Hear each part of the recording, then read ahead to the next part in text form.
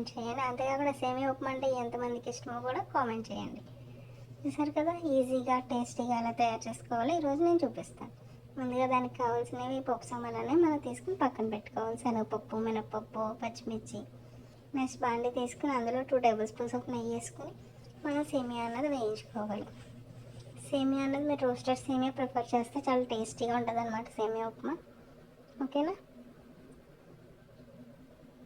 చూసారు కదా.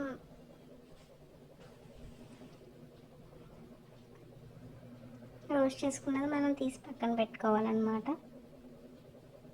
నెక్స్ట్ అదే కళాయిలో మనం 2 టేబుల్ స్పూన్స్ వరకు ఆయిల్ వేసుకోవాలి.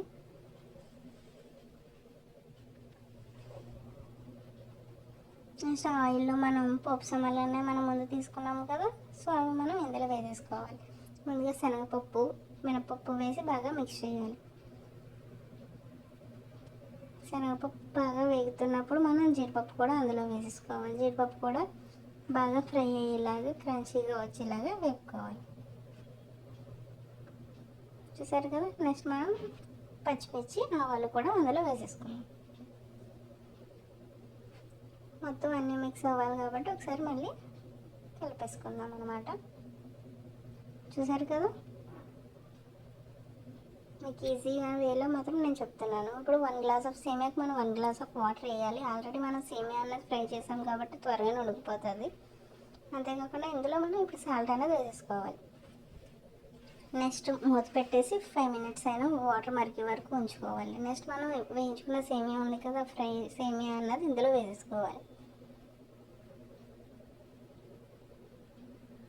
ఆల్రెడీ ఫ్రై అయి ఉన్నది కదా, చూసారు కదా ఎంత టేస్టీగా అనిపిస్తుందో.